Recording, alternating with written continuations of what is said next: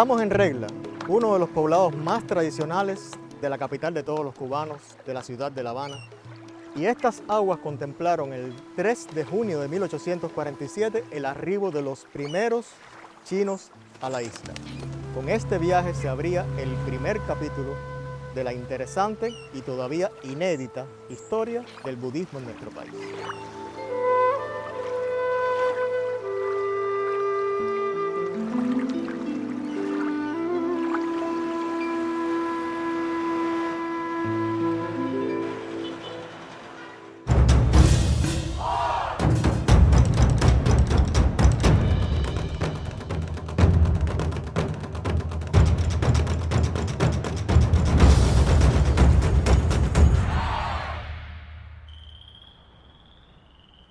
Estamos en el cementerio chino, único en su tipo en nuestro país. Inaugurado en 1893, representa un hito en el desarrollo de la cultura china en Cuba. ¿Por qué venir al cementerio chino si estamos haciendo un documental sobre budismo? Se sobreentiende que junto con la presencia de aquella inmigración que llega a Cuba en 1847, también venían las creencias ancestrales del pueblo chino, que incluyen, por supuesto, budismo, taoísmo y confucianismo. Quedan muy pocos restos escritos sobre qué cosa era aquello que creían aquellos culíes, como se le denominaba a los braceros, que venían principalmente de Cantón a trabajar en las plantaciones cubanas.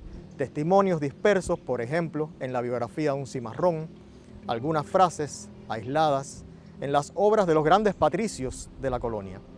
¿A qué se debía esta invisibilización? Fácil.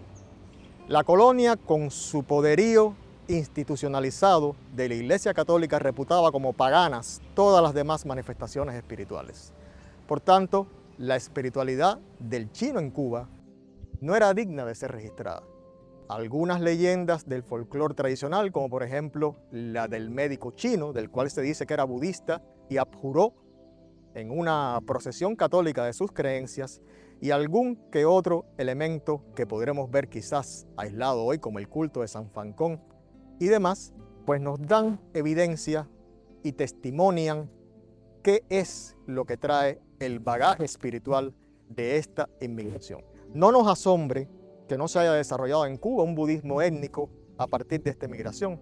En otros países latinoamericanos, incluso por ejemplo en Brasil, donde desde 1812 ya hay una presencia china muy anterior a la de aquí de Cuba, no va a haber un templo budista chino hasta 1962. Y en otros entornos, por ejemplo en México, donde la emigración comienza en 1874, en el propio Perú, que empieza en 1849, en Panamá, en 1854, tampoco tenemos desarrollo de budismo étnico. Casi siempre se expresaría ese fenómeno con el arribo de la inmigración japonesa en el siglo XX. No obstante, como veremos aquí, haciendo un breve recorrido por este cementerio, sí hay algunos elementos muy interesantes y que nos demuestran cómo, a pesar del gran fenómeno de aculturación que sufren estas comunidades al arribar a este entorno que les era manifiestamente hostil, sin embargo, determinados aspectos del bagaje cultural y espiritual son indestructibles, sobre todo gracias a la resiliencia de los distintos pueblos del mundo.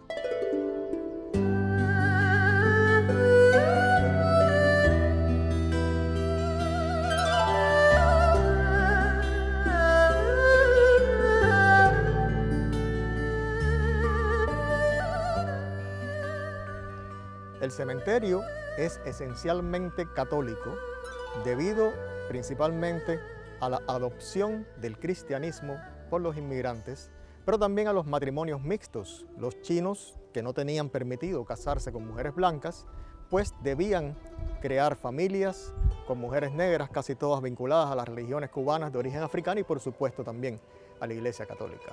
Se fue perdiendo, por tanto, la identidad espiritual, pero quedan algunos elementos y en este panteón que tenemos atrás vemos un motivo ornitológico que es muy típico de la mitología de la espiritualidad china, que le da una especial veneración a algunas aves como la grulla, la cigüeña, etc. Es un motivo que aparecerá asociado principalmente al tema de la longevidad, pero también a los deseos de buena suerte, de buenos augurios, en casi todas las manifestaciones de esa milenaria espiritualidad, por ejemplo la confuciana, la taoísta y también la budista. Pero tenemos una versión bastante occidental a nuestras espaldas de los leones, que suelen ser mal llamados perros del Buda, porque en ocasiones cuando el motivo es verdaderamente asiático, desde el punto de vista iconográfico, parecerían ciertamente como canes, pero no, es un ícono que adopta el arte chino y posteriormente también la religiosidad y espiritualidad china directamente de raíces budistas. De hecho, el arte chino más antiguo carece de la presencia del león. Es un producto de la simbiosis con otras culturas por vía del Asia Central, de las trayectorias comerciales que surcaban el vasto y magno territorio chino y concretamente de la adopción del budismo como religión. De hecho, en otras latitudes, por ejemplo, en el ámbito del budismo tibetano, tenemos los llamados protectores del Dharma, los famosos Dharmapalas, y el león juega precisamente este papel.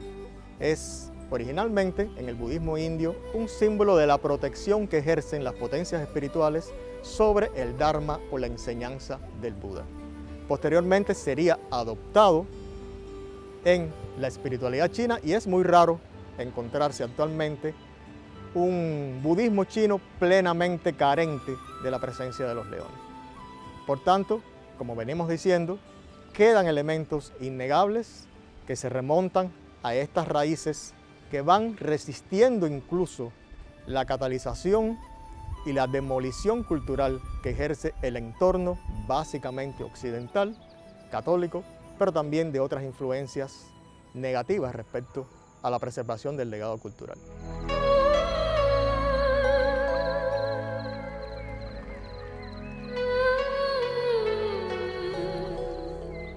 En la festividad del Qingming, que en Cuba se celebra el primer domingo de abril, los chinos les rinden homenaje a sus ancestros, barriendo las tumbas, quemando dinero, realizando ofrendas que evocan las del antiguo Egipto y las de la religión yoruba. Algunos estudiosos afirman que la práctica de barrer las tumbas se derivó del budismo, ya que originalmente el Qingming era una celebración esencialmente agraria.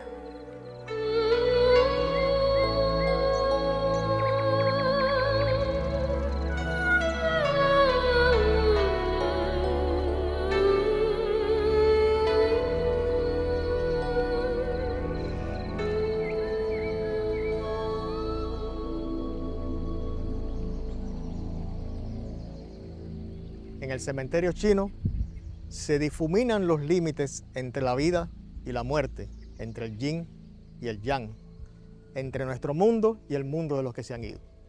Sin embargo, la naturaleza triunfa sobre la muerte y aquí vemos el almácigo, que es un árbol también muy importante dentro de las tradiciones de nuestro propio pueblo, de nuestra espiritualidad. Un árbol fortísimo que sin embargo lleva aquí la placa con el nombre de un fallecido. Actualmente se está desarrollando aceleradamente en China el enterramiento bajo árboles para sustituir los sobrepoblados cementerios urbanos. En nuestra necrópolis china, aquí en la ciudad de La Habana, tenemos varios almácigos que también, por su dureza, por su resiliencia, son representativos en otras tradiciones espirituales de nuestro país, sembrados aquí en el cementerio como conmemoración, pero también como símbolo de renacimiento. Habíamos visto las botellas, distintas ofrendas que se colocan ya en esta espiritualidad, en esta mulatez china, cubana, española que tenemos en Cuba, en la cual es muy difícil muchas veces diferenciar exactamente cuál es la religión ortodoxa canónica que está produciendo un determinado simbolismo religioso. Se sabe que en ese osario pues vienen las personas, cantan, ponen tabacos, ponen botellas de bebida y celebran junto con sus muertos, porque es que realmente los muertos para ellos están vivos. Eso pasa en casi todas estas grandes culturas tradicionales, la africana, la asiática, y es una de las grandezas que podemos ver cuando entramos también en este cementerio.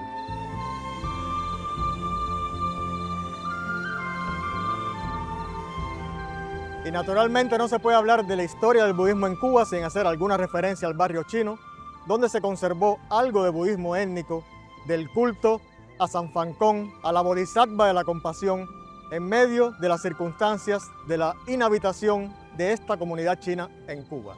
Sin embargo, habría que esperar a la década de los 1990 para el desarrollo oficial del budismo en nuestro país.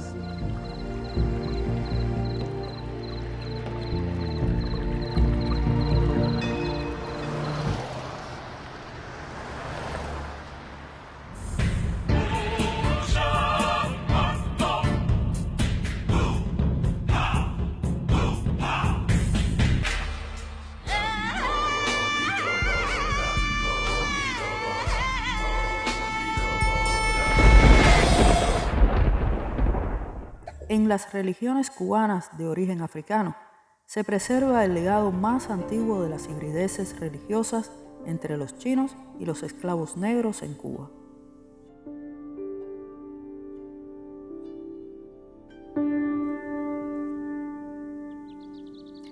En nuestra investigación sobre el budismo cubano, nos vamos ahora rumbo a Artemisa, donde un sacerdote de la regla de Ocha o santería nos mostrará y explicará la presencia de elementos litúrgicos budistas en su templo.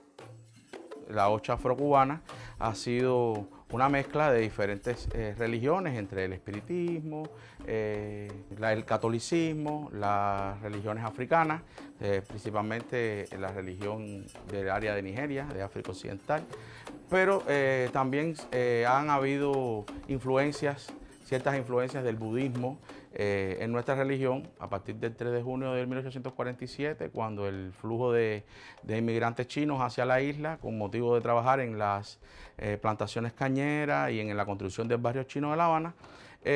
Como todo en Cuba termina siendo siempre mezclado. El budismo también dejó su huella, su impronta en nuestra religión. Por ejemplo, el caso clásico es Quan Con, el gran guerrero, que en Cuba se le llamó San Fancón, que representa o se sincretizó con el Oricha Changó, por ser una deidad de fuego, por ser una deidad guerrera. Parece que los africanos en Cuba buscaron esas similitudes, como hicieron con Santa Bárbara, por ejemplo, y sincretizaron a Quan Con Changó.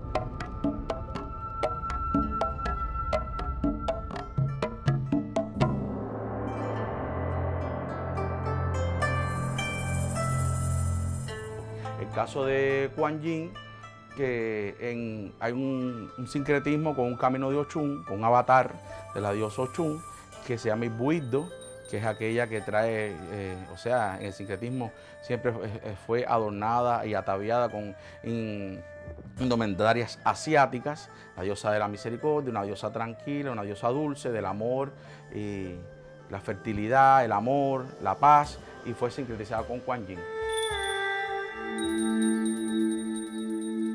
Las esotéricas prácticas chinas no se divulgaron al resto del pueblo cubano, que siguió desconociendo esa espiritualidad, salvo excepciones como el apóstol José Martí, quien durante su exilio escribió bellas líneas sobre el Buda en su crónica Un paseo por la tierra de los anamitas.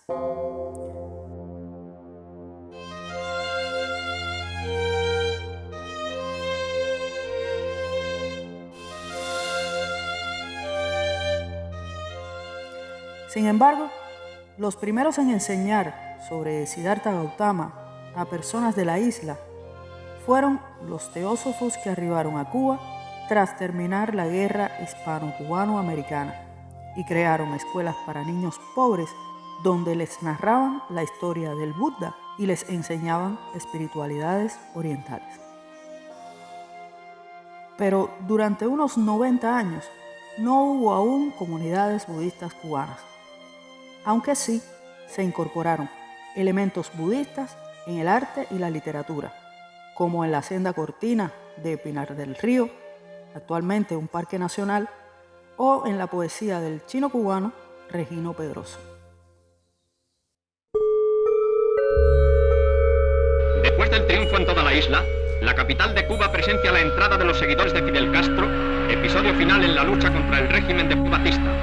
La fecha 26 de julio que ostentan las banderas de los combatientes triunfadores se refiere al momento de 1953 en que se inició el ataque contra el presidente derrocado.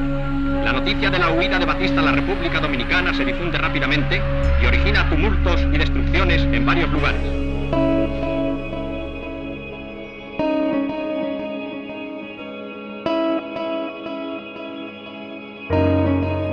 En 1959 triunfó la Revolución Socialista dirigida por Fidel Castro Ruz.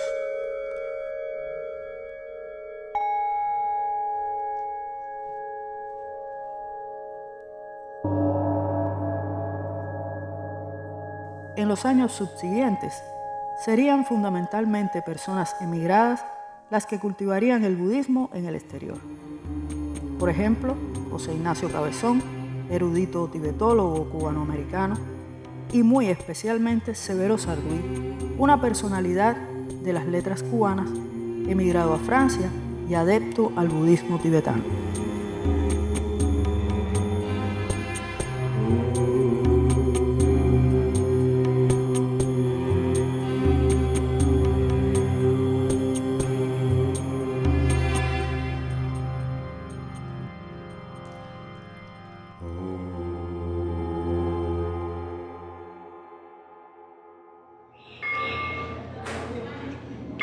Pero en la década de los 1990 empezó a divulgarse parcialmente el Zen, gracias a las meditaciones en la iglesia de los Carmelitas en Matanzas y a las conferencias para estudiantes de arte impartidas por el erudito filósofo Gustavo Pita Céspedes.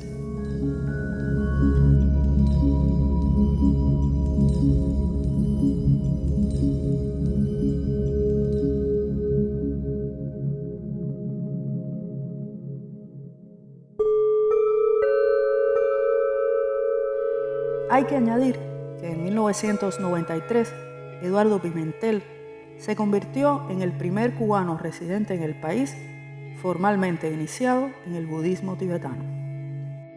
Pero 1996 sería el año de dos eventos independientes pero igualmente trascendentales, pues en tal fecha visitaría Cuba el presidente de la Soka Gakkai Internacional, Daisaku Ikeda, y, paralelamente, se fundaría el Dojo Zen de La Habana.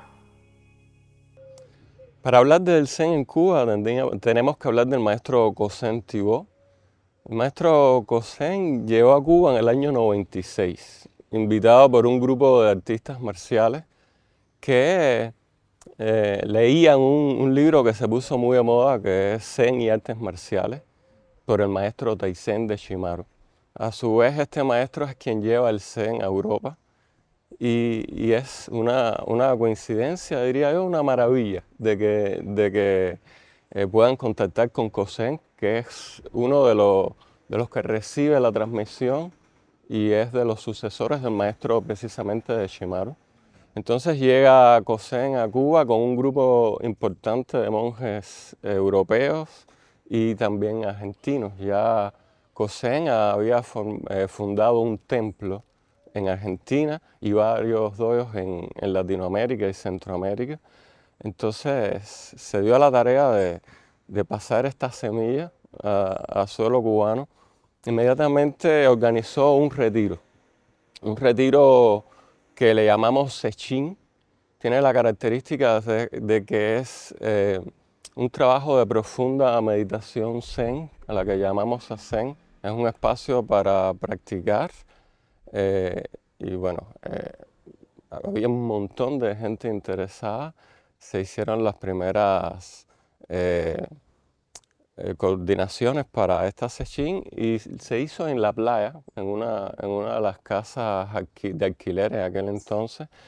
Y ya en ese momento hace algunas ordenaciones laicas, según la escuela de Chimaru, que es como tomar refugio en los tres tesoros.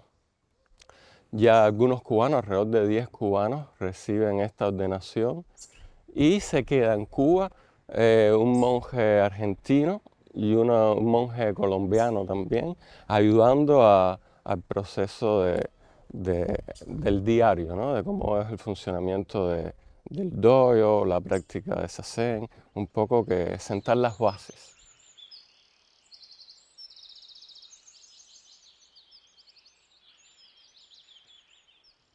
Y anualmente el maestro Kozen estuvo viniendo a Cuba.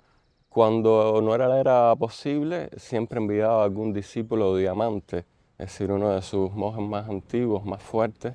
Lo acompañó en esta empresa la maestra Bárbara Kozen, también discípula de Taizen de Chimaru, que estuvo desde el inicio ayudándonos haciendo sechines, estos retiros que te comentaba. Y a partir del año 2005, Bárbara fue quien se quedó a cargo de enseñar el Buddha-dharma en Cuba. Te imaginarás que este momento de inicio fue complejo, fue un momento que llamamos en Cuba el periodo especial. Entonces, coordinar todo aquello fue una gran tarea, pero evidentemente el interés por la práctica de los cubanos se mantuvo durante estos 25 años. Entonces, cada año seguimos haciendo los retiros, sigue viniendo nuestra maestra, al punto de que ha dado la transmisión, en este caso a mi persona, en el templo de Chorinji, y en estos momentos soy su sucesor. Durante estos 25 años han habido varias ordenaciones de monjes, varios monjes cubanos, algunos ordenados por mí, ya hay algunos monjes cubanos ordenados por un cubano. Es decir, esto es algo, creo que sí, nuevo en la historia del budismo en Cuba. Y creo que nada, estamos en este trabajo de estar atentos de que el Buddha-dharma continúe en nuestro país.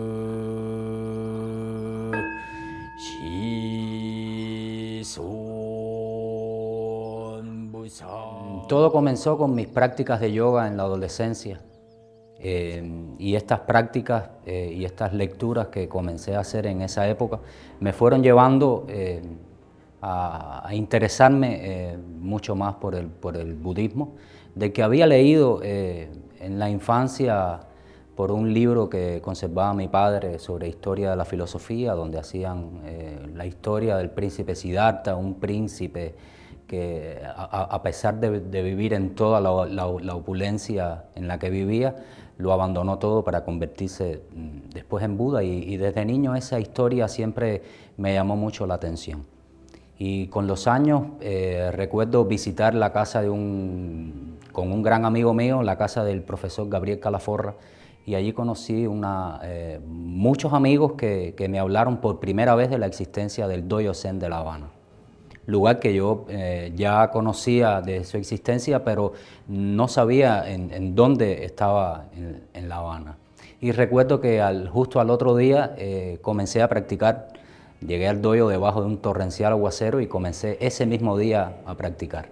Recuerdo también que a mi regreso a Artemisa en la tarde contacté con mis amigos de aquí de mi ciudad, y justo al otro día comenzamos a practicar juntos. Estábamos tan emocionados de haber encontrado el Dojo Zen de La Habana y felices de haber encontrado lo que tanto estábamos buscando, que justo yo diría que la fundación del dojo, o en aquel entonces grupo de práctica de Zen en Artemisa, comienza o se funda justo al otro día de comenzar mi práctica por primera vez en el Dojo Zen de La Habana.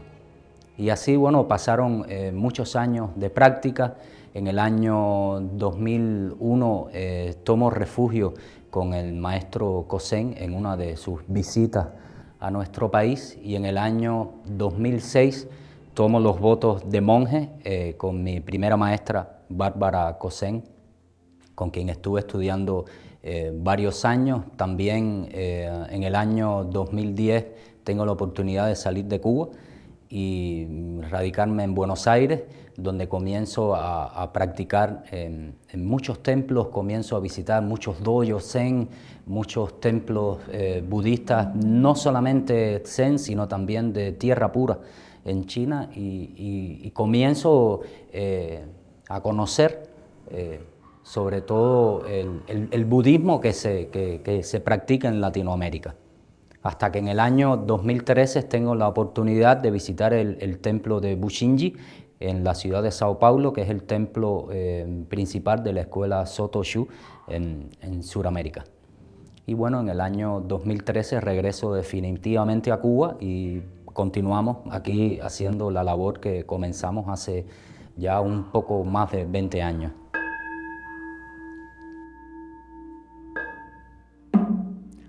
Makanyāharamita shinyo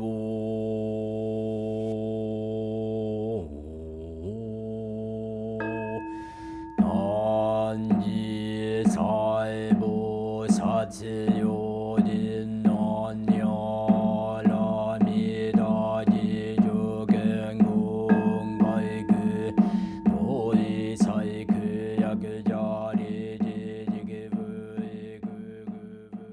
En el 2005 visitaría a La Habana el lama Ole Nidal, quien crearía el primero de los 3 grupos de budismo tibetano operando hoy en suelo cubano. Pero en el año 2007 tendría lugar un evento de importancia sobresaliente: la oficialización y legalización de la Soka Gakkai, única institución budista legal en Cuba y la que ostenta la mayor membresía y los más notables logros sociales y académicos. Y para aquilatar un poco cómo Ikeda percibía la figura de José Martí, su vida y su obra, me gustaría hacer algunas citas de la conferencia magistral que Daisaku Ikeda ofreció en el aula magna de la Universidad de La Habana. Un apóstol es quien da la vida en la lucha contra el sufrimiento de sus semejantes, mientras queden todavía pesares en el mundo. Es quien encuentra su mayor solaz y su más noble misión en dar la vida por la justicia, sin titubeos pero sin exaltación. Es quien llega directo al corazón de su pueblo con profundo amor y abnegación altruista, armado de una visión que atraviesa los siglos, pero con los pies firmemente plantados en la realidad de su tiempo. Pues bien, si estas definiciones son justas y ciertas, creo entonces que todo eso fue José Martí, un apóstol auténtico. Fue el pilar espiritual del pueblo cubano, el infatigable combatiente de la revolución por la independencia de su patria, pero descolló además como poeta, escritor, educador, periodista y diplomático. El genial pensamiento martiano irradia la capacidad de abrirse ampliamente al mundo, de comprender y aceptar con el corazón la vasta diversidad de las manifestaciones humanas. Por esto y por muchas otras razones, este intercambio con el doctor Vittier fue para mí un preciado viaje de oro, un periplo invalorable que me aproximó a la quintaesencia del alma cubana, que no es otra cosa que el espíritu de José Martí. Bueno, creo que un gran humanista, hablando de otro gran humanista. Así Pudiera es. decirse que es el único libro escrito por un líder mundial budista en Cuba, ¿verdad? Exactamente. Namyo Horengekyo, Namyo Horengekyo, Namyo Horengekyo. El budismo jamás se ha visto envuelto en ningún tipo de conflicto, ni interreligioso, ni armado, ni de ninguna otra índole social en ninguna parte del mundo. Y desde este punto de vista, pues en nuestro país existen excelentes relaciones, no solo de la Soka Gakkai con el resto de las manifestaciones religiosas presentes en nuestro país, sino en general de todas las manifestaciones religiosas hacia la Soka. Hay gran respeto, y no solo gran respeto, sino también relaciones entre todas las instituciones para trabajar juntos en el mejoramiento humano. Cada quien desde su perspectiva, desde sus enseñanzas, pero buscando puntos en común que nos permita acercarnos a la vida del otro y solidarizarnos y apoyarlo para lograr un mundo de una convivencia excelente entre todos los credos y con quienes no tienen credos también, porque es una convivencia armoniosa entre todo nuestro pueblo, en todo nuestro país. Somos parte de la plataforma interreligiosa, las 7 religiones reconocidas jurídicamente en Cuba, disculpen, y además la integran otras asociaciones fraternales y otras personas de bien que también quieren colaborar en todas las manifestaciones que nos permitan crear armonía y prosperidad.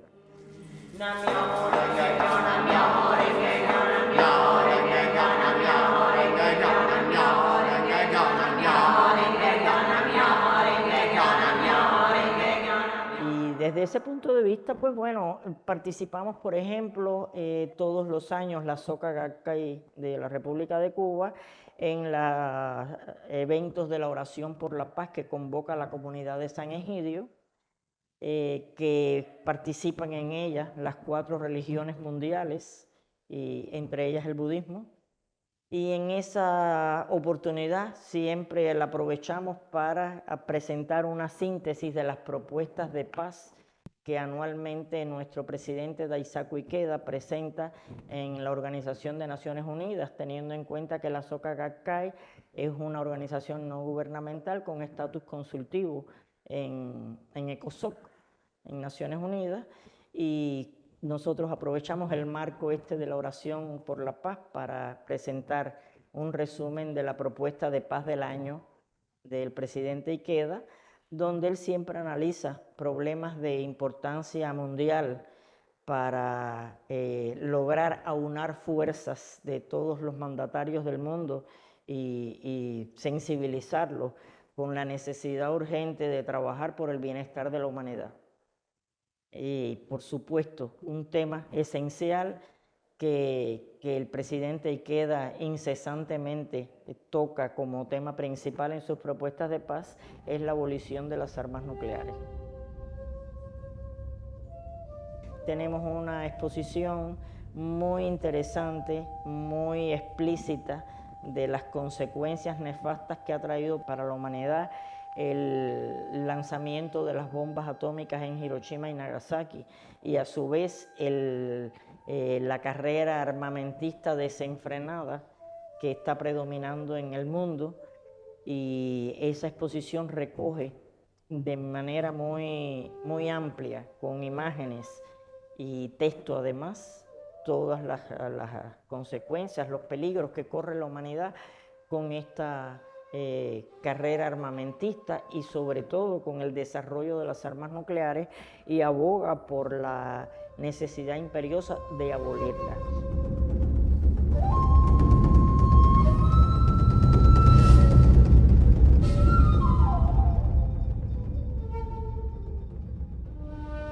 Esta exposición la hemos hecho en Cuba en varias oportunidades, diferentes provincias, Santiago de Cuba, Holguín, La Habana, Camagüey, y también la primera vez que la expusimos fue justamente en el primer encuentro internacional de diálogo interreligioso que hicimos en el Palacio de las Convenciones, y que tuvo también magnífica acogida esta exposición por la abolición de las armas nucleares.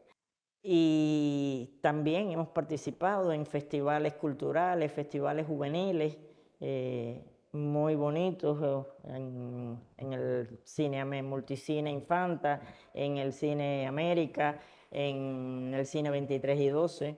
Se han hecho actividades culturales preciosas, actividades culturales de música clásica, como fue, por ejemplo, un concierto del saxofonista César López, que también es miembro de la Soca Gakkai de Cuba, con la Orquesta Sinfónica Nacional, que precisamente ese concierto se tituló Elegía al Daishonin.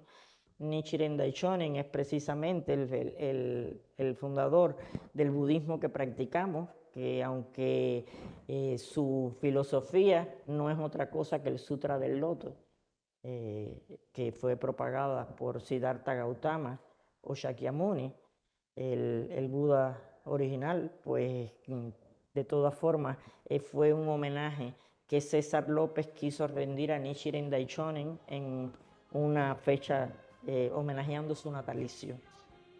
Y otras actividades culturales también hemos realizado. Se han montado obras de teatro de las divisiones juveniles. Hay un movimiento incipiente también con los niños, hijos de nuestros miembros, iniciándose en la práctica y guiándolos para que en un futuro sean los sucesores. Y así hemos ido intercambiando con otras muchas instituciones, con la comunidad hebrea. Hemos participado también en actividades que ellos han realizado, la sociedad yoruba, Quisicuaba, en fin, hay excelentes relaciones entre las diferentes instituciones religiosas y cada una aportando desde sus enseñanzas, desde su filosofía, algo que ayude al mejoramiento humano.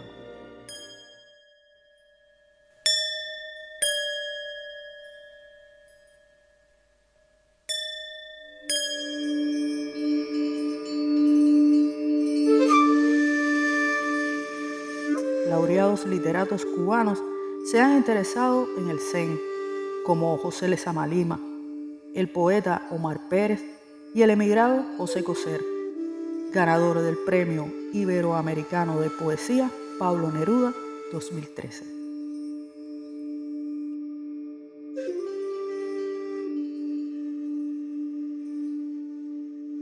El budismo comenzó a permear la obra de diversos artistas plásticos cubanos, entre los que resalta la icónica pintora Zaida del Río, budista tibetana, junto a otras figuras de renombre.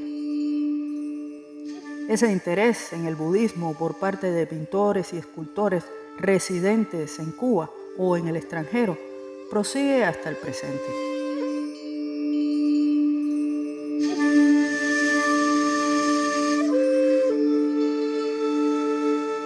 Surgirían otras manifestaciones socioculturales, como el Festival Flor de Loto, celebrado por la Soca Gakkai al oriente de Cuba, y el galardonado Ballet Satori de Acosta Danza.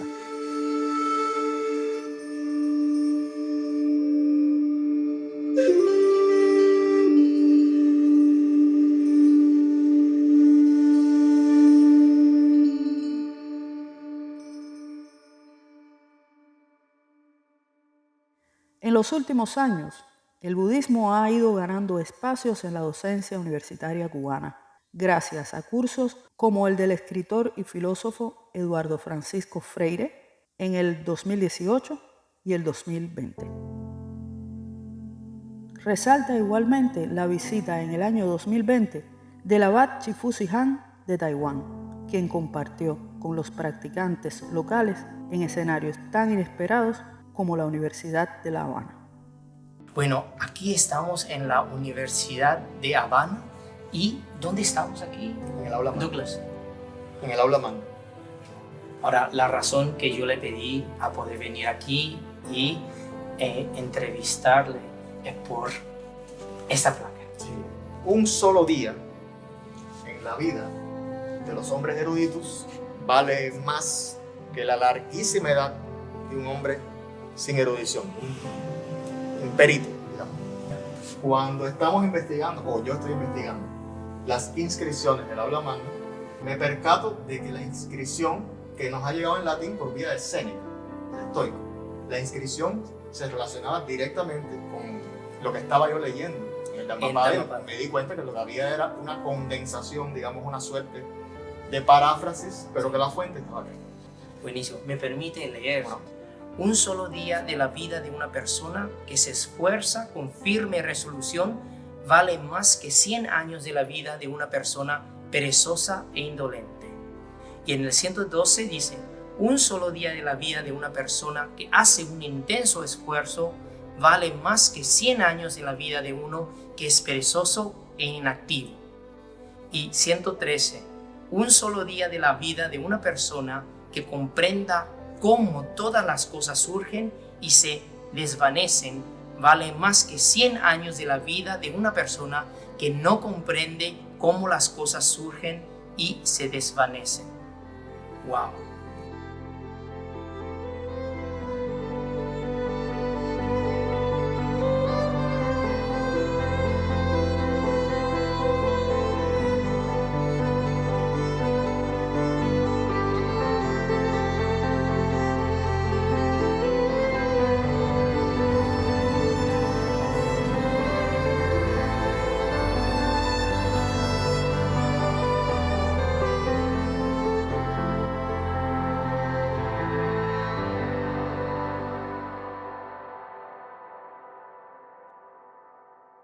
Buddham Saranam Gacchami.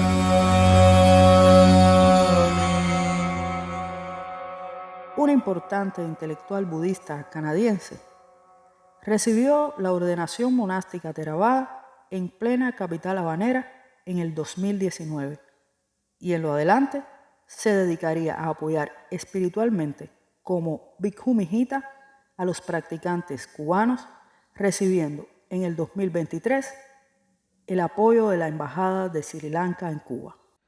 Yeah, practicing Buddhism in Cuba at the moment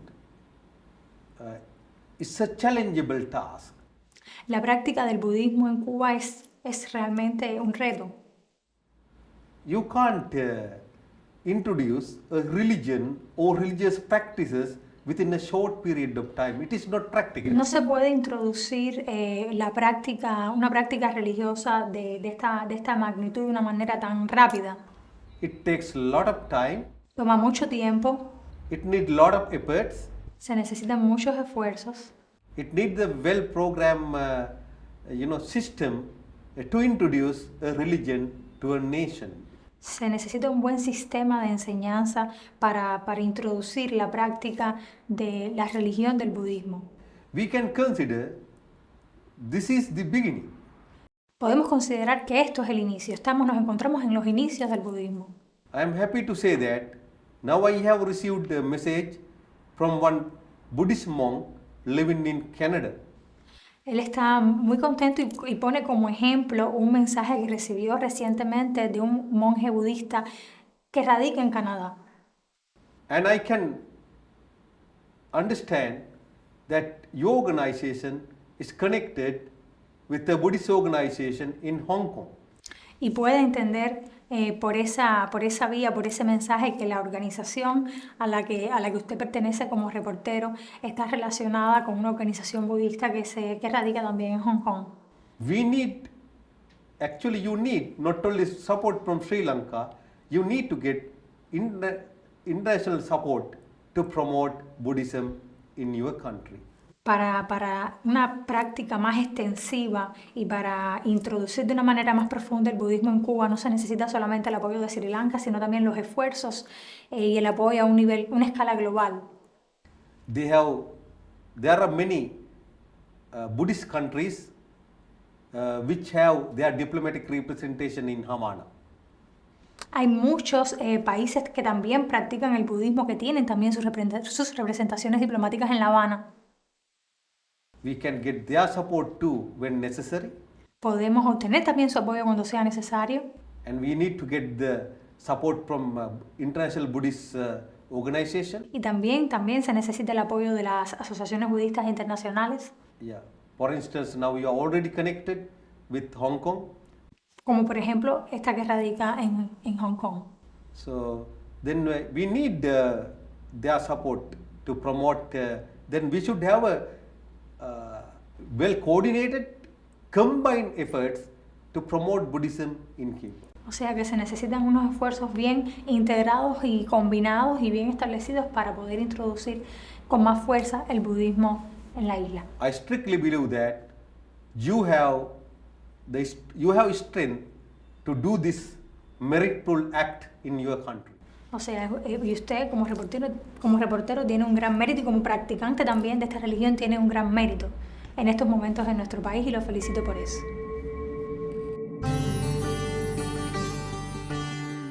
Finally, I can say that Sri Lanka will extend its full support for you to promote Buddhism in your country. Por último, quiere decir que usted tiene el apoyo de Sri Lanka para promover el budismo aquí en su país, en Cuba.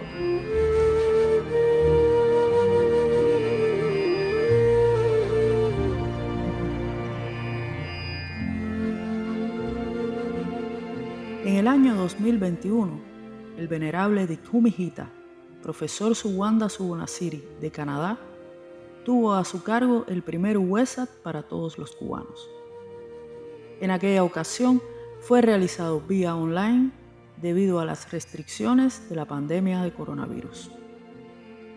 Este año 2023, las practicantes y los practicantes del budismo en Cuba han podido reunirse para honrar al maestro presencialmente. El festejo sacro fue auspiciado por un grupo de budismo laico, Dhammadasa. Dhammadasa es, un poco pretenciosamente quizás, la primera escuela laica de budismo Nikaya en Cuba. En Cuba hay varias escuelas budistas asentadas. Está en el Zen, está el movimiento de la Vipassana Vada, está el Camino del Diamante. Pero como tal, hay muchas personas que practican el Theravada de otras corrientes que no son las de Goenka. Pero como tal, budismo Nikaya, budismo temprano, no hay. Son tradiciones que están presentes y que ya están asentadas. Entonces, Dhammadasa surgió con el objetivo de no solo difundir el budismo temprano, el budismo presectario, como se le suele llamar, antes del surgimiento de las diferentes tradiciones, las diferentes corrientes budistas, sino que también es una sangha, es una comunidad para la práctica y el estudio del budismo. Yo realmente llego al budismo de una manera totalmente inesperada.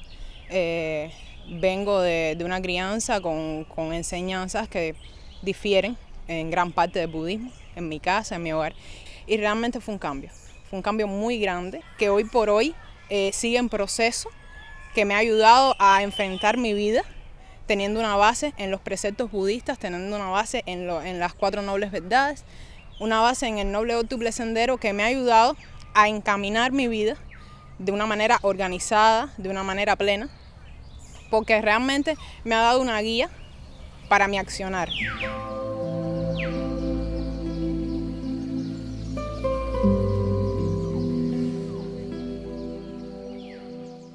Yo empecé al principio por el Reiki, por el maestro Rafael Marrero, que le agradezco mucho su entrada porque gracias a él es que empecé a conocer todas estas enseñanzas, al igual que gracias a un amigo llamado Boris Cárdenas, que me fueron incentivando a investigar los suttas, los discursos tempranos, de ver cuál era la postura del Buda, cuál era la propuesta del Buda. Y en una época que era muy emocional, de arranques de ira, la propuesta del Dharma de apaciguar la ira, de controlarla, de disminuirla, a modo de cortarla de raíz, de cultivar la benevolencia, la compasión, la alegría empática, la ecuanimidad, acercarnos lo más posible a las enseñanzas del Buda, ha sido nacer de nuevo.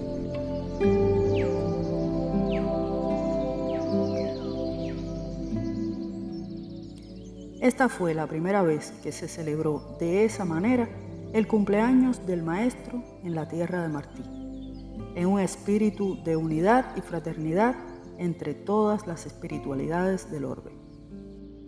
Soy practicante de budismo zen del Dojo Zen de La Habana, perteneciente al templo Kosen Senshi, y estamos aquí en este espacio maravilloso que han invitado a la práctica de la meditación por medio de la celebración de Wesak. Estamos agradecidos de estar aquí. ¿Cree usted que este espacio debería repetirse en un futuro? Sí, este espacio es formidable y claro que sí, debería repetirse de inmediato. Este lugar me ha recordado mucha experiencia y es un muy bonito lugar. Espero que se mantenga. Tal vez existan otros, no lo sé, pero este es un excelente lugar. Y es un momento para transmitir también mi gratitud hacia los que organizaron y practicamos el Zen, la vía. Tengo entendido que usted viene desde Matanzas, es decir, que realmente ha sido un viaje sacrificial. ¿Qué es lo que lo mueve en estos tiempos que es tan difícil hacer ese viaje para asistir hoy a este encuentro? En mi linaje ha sido práctica común que los monjes viajen buscando esto. El sacrificio no lo vi así. Es maravilloso que en un tiempo tan difícil como es que narras, el viaje para mí haya sido tan simple. Y allí donde se practique, el monje siempre va a estar.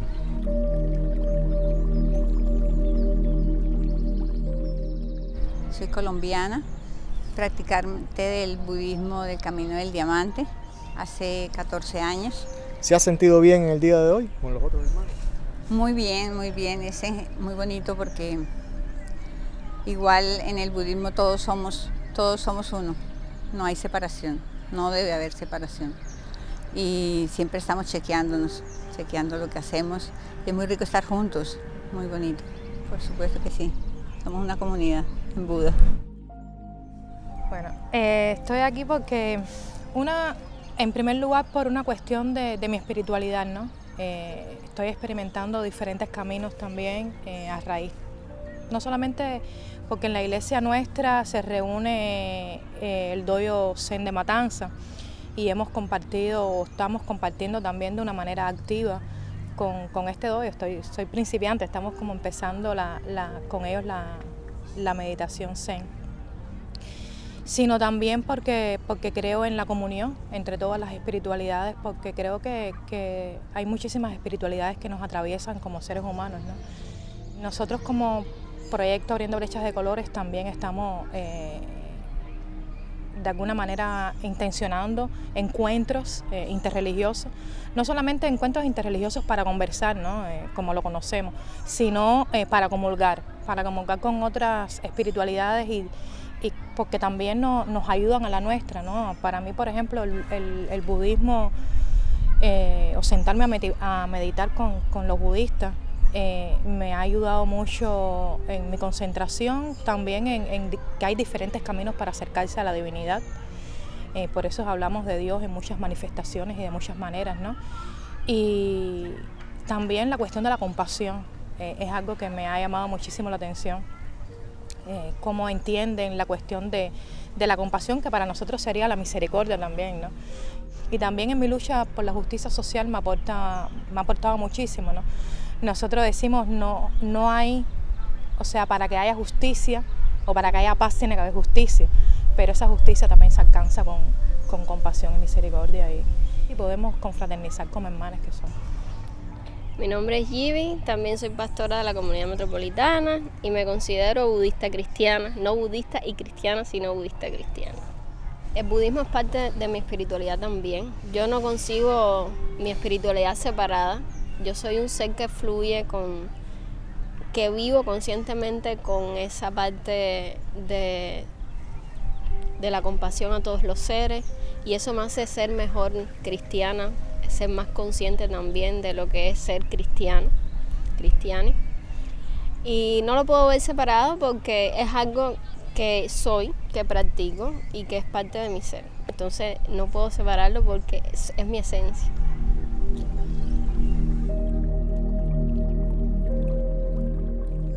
Bueno, soy budista, por lo menos estoy caminando en el camino del Bodhisattva. Para mí ha sido maravilloso poder venir y unirme junto a otros practicantes de este maravilloso camino aquí en Cuba, porque sabemos que la situación realmente es bien difícil y que haya más personas y que podamos reunirnos y celebrar el Vesak es algo maravilloso.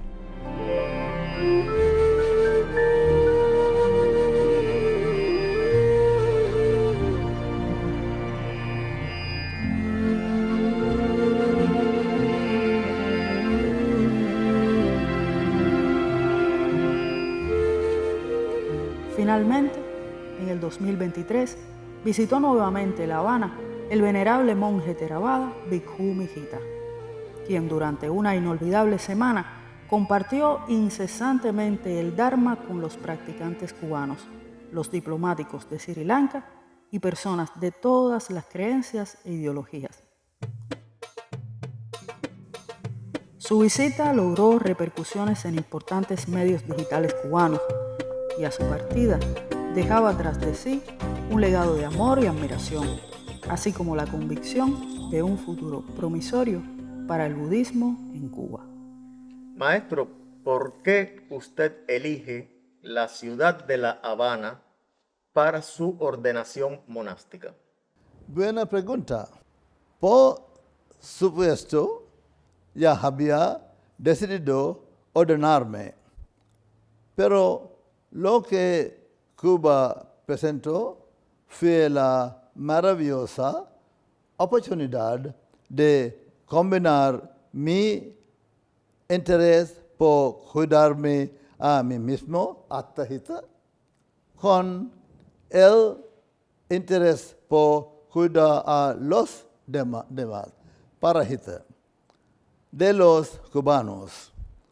Este doble cuidado es el recomendado por el Buda. Pero, ¿por qué La Habana? Obvio, tenía al menos algo de visibilidad y credibilidad. Gracias. ¿Cree usted que el budismo tiene algún tipo de futuro en la nación cubana? Absolutamente. Aunque sin duda es un desafío. Pero ya hay condiciones en la propia cultura cubana que son favorables. Por ejemplo, la poesía de José Martí, el héroe nacional de Cuba. Aquí uno de sus poemas: cultivó una rosa blanca. Cultivó una rosa blanca en julio como en enero. para el amigo sincero que me da su mano franca, y para el cruel que me arranca el corazón con que vivo. Codo ni otigo cultivo, cultivo la rosa blanca. Lo que vemos en el poema son valores búdicos de metta, karuna y upekka, ecuanimidad. Cuando la rosa se le da a un verdadero amigo, él ofrece su mano.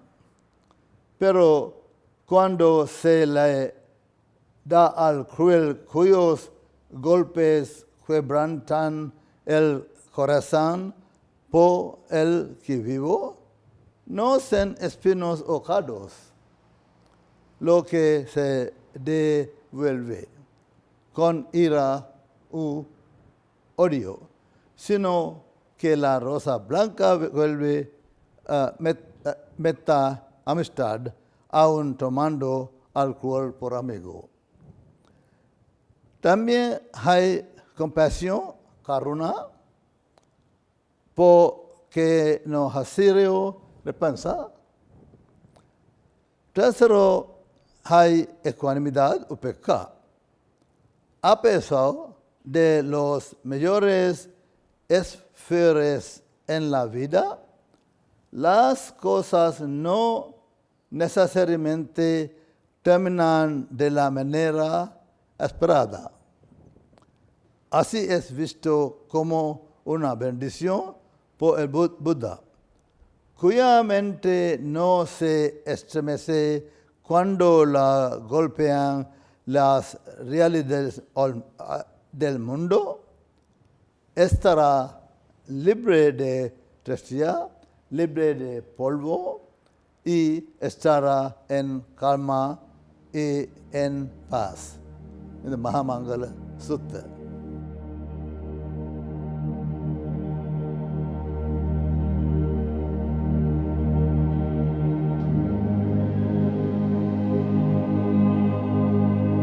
Pero la base más práctica hacia el futuro es hasta qué punto los cubanos comenzarán a vivir por los 5 principios, 5 Panchasila de formación. Pero también hace Buddha Puja, homage to Buddha, a diario, y honorar a madre y padre y el Buda en casa. Y la condición logística más favorable a un futuro para el Buddhismo en Cuba es la presencia de Dios e Dios de la tierra que comienzan a vivir una vida de Dhamma. Por favor, disculpen mi mala pronunciación. Gracias por la oportunidad. Metta. Sadhu, sadhu, sadhu.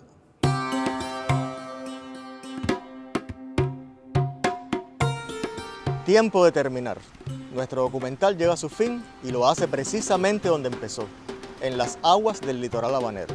Hemos descrito una suerte de círculo, analizando y conversando con los representantes y las representantes de las diversas escuelas budistas trabajando en este país.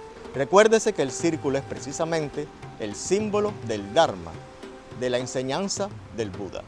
Estamos filmando estas escenas finales en el momento justo en el cual ocurre el despertar de la ciudad gracias al amanecer. Interesantemente, Buddha significa el despierto y el budismo es el camino del despertar. Nos queda anhelar que este despertar físico se revierta también en una suerte de amanecer espiritual.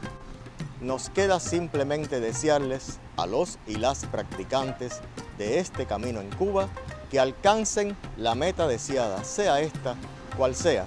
Todas las escuelas budistas enseñan alguna forma de liberación definitiva del ciclo de renacimiento y de muerte.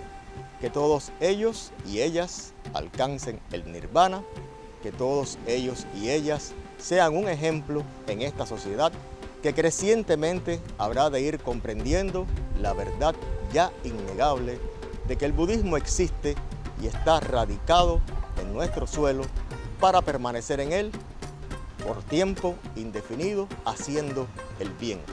A partir de este momento, ya el budismo en Cuba no será el gran desconocido, el gran ignorado, el anónimo. No, hay budismo en Cuba y está trabajando para el bien de este pueblo. Que esta bella espiritualidad crezca y florezca en esta isla. Que este Dharma se lo transmita como justamente merece este pueblo y estamos contentos y felices por contribuir en algo a este desarrollo. Se despide de ustedes desde La Habana, Douglas Calvo Gainza. Homenaje al Buda, el perfectamente iluminado.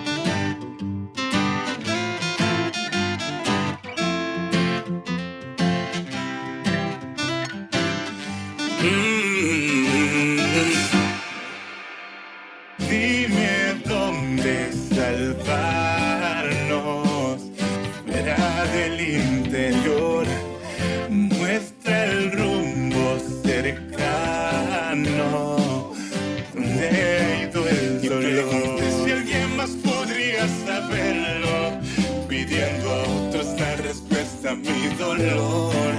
Y así he vivido por nunca entender mi condición, valorando qué pensarían de mí, hasta que al fin lo comprendí, que solo puedes aprenderlo por ti, siempre fue así.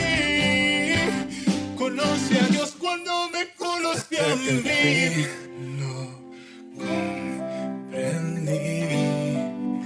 Que solo puedes aprenderlo por ti, siempre fue así. Conocí a Dios cuando me